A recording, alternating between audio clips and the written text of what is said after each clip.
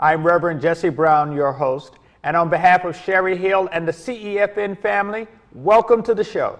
We have had a wonderful time with Dr. Brett Cordonic and Cordonic Associates, or Chiropractic, I should say, in the Mount Airy area of Philadelphia. He has been giving us some great information, and today we're going to talk about, the population-based that chiropractic work ought to be done and how old you have to be, all that kind of thing. I think most people think of it as kind of, old folks stuff. Right. A lot of times. Right, which is a shame because by the time we've reached that point, many things that could have been prevented or helped have been lost already. The youngest patient in my office that was not a family member was 7 days, a newborn, and the mother brought the child in just to be checked. Mm-hmm. And what's great is that infants and children get wonderful results with chiropractic for ear infections. There have been many studies that show how it helps with that, how it helps with colic.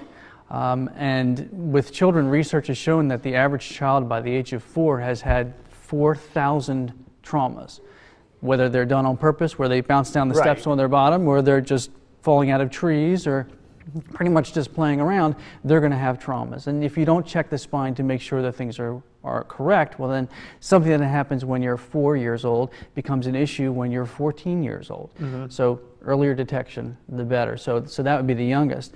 As the oldest, I believe the oldest patient I had was in her 80s. Very active woman, and again, no aches and pains. Wanted to make sure she could keep playing tennis and doing what she was doing. Checked her spine, and we made sure that she was doing well.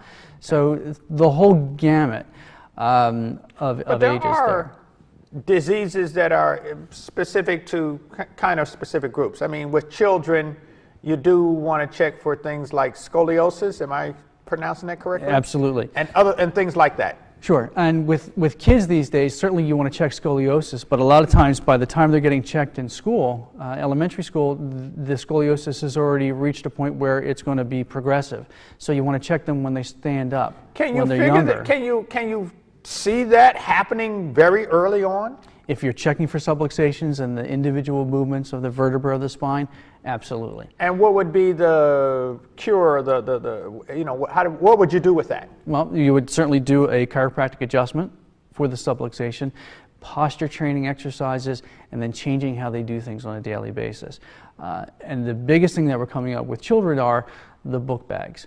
Those backpacks are so heavy, they're carrying 4 or 5 textbooks. They're each an inch or 2 thick. And it's much too much weight to put on their back because when they have all that weight coming backwards, well, their head has to go forward so they don't tip over. And then it's not cool always to have the backpack on both arms, so they're putting it on one arm. Mm-hmm. And all of those things need to be modified and changed. I know that with my children when they were younger, you didn't have a choice. The backpack went on both arms. Right. And if it was too heavy, you left the book at home. And we got you another book, one for school and one for home. Now with tweens and teens, you tend to be getting yourself into athletics and other things like that require, a great deal of coordination. But it also can lead to both injuries, and if you're not doing things quite right when you're learning how to do these things.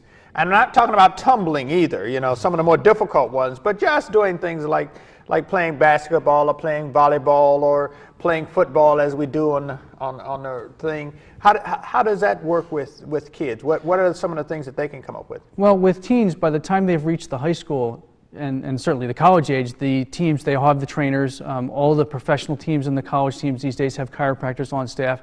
So they're very aware of injury prevention and how to keep the body working as well as it can. For the younger kids, it's creating those good habits. So it's always about warming up before you play, mm-hmm. stretching beforehand, stretching afterwards, using good mechanics. A lot of times what children don't think about is that, well, I'm young, I can do whatever I want to do, and when I'm done, I just go on to something else. We have to stretch afterwards. We have to cool down afterwards. We really have to get those habits now so that when we're in our 30s and 40s and 50s, and we're still doing these things, that we've got a good foundation for how to get by with them. Well, that's something rather difficult to do, to tell somebody that what they're doing now at 15 is going to affect them when they're 35. I didn't say it was easy. And they also think, and I'm one of those. I know that I grew up that way. We're invincible. Nothing's going to happen. I can handle it all. If you throw it at me, I can do that. Right. But we can't overdo it. True. Even as a teenager or as a, we can do. And the wonder and the beautiful part of our bodies they are designed to adapt and overcome just about anything, with not slowing us down at all. And that is our greatest gift, but it's also our downfall, because the body's still going to work while it's breaking down until you get that symptom, and all of a sudden now you can't do it. Yep. Now, what about the 20s and maybe even the 30s? Well, 20s and 30s, it's usually the compounding of what they were doing in their teens. So, 10 years of texting or 10 years of working on a laptop, you get that forward head posture, and you see people walking, it looks like their head is they're leaning, like they're in a rush to get somewhere because their head is so far forward. And that's the situation where, now they're talking about neck pain, and they're having headaches, or they're getting pain into their shoulders or down their arms. Even carpal tunnel syndrome, so from working on the computer all the time. So again, going back to when they were teens, if you get those good habits and you bring in a couple of posture modifications, that is not something where they're going to spend 20 minutes a day doing exercise. We're talking 2 or 3 minutes to change that habit. Well, then again, you got to try to stop it, and then you got to learn that new habit to stop it from progressing. But probably one of the key things to this is that usually when we're getting into our 20s and 30s, we are also into our job situation or family situation, or both. And you may end up with a job where you're sitting at a desk. We don't think about it when we start the process, that being at that desk, the repetitiveness of doing some things, or the inappropriateness of picking up something the wrong way would have an effect on us, but it does. Absolutely. And OSHA, the government group that tells you what kind of things you can do and can't do at work, says, if you're at your desk for an hour, you better be getting up at least 5 minutes every hour to change your posture. Because we've realized that years and years of doing these things has, number one, it's cut down on productivity, so the businesses want you to change. Number two, it's cut down on how your body works, so that you can't do what you want to do or do your job for as long. And it's a big cost. It's a physical cost, it's a financial cost, and it's something that can be changed relatively easy. The sooner you start with it. Now, and this may be on the extreme end, but I know that that there are some CEOs who don't have a desk at which they sit down at. They actually stand up at their desk. And for them, they feel like that this is a far better way for them to be able to do their work than it is to sit down at a desk. Absolutely, they're always moving.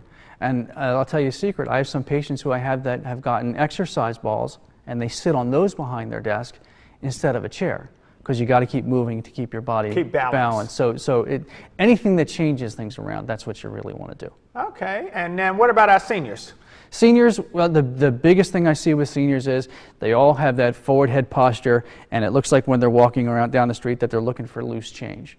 Okay, their heads are so far forward, and for every inch your head is forward, that's 10 to 20 pounds of pressure exerted on the spine.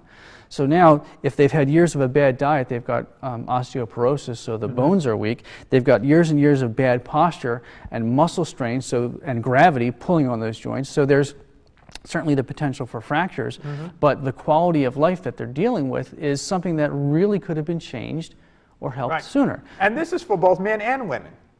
Yes, absolutely. I mean, we tend to talk about women having those things, but men have those too. All you have to do is sit on a bench and you just watch people walking by, and you'll see everybody looking down like that. And let me tell folks to go to our website at CEFN.org. You can see more about Dr. Brett Kordonic and the work that he does, and find out what you might want to visit him. So check out our website, CEFN.org, and I'll see you in our exercise segment.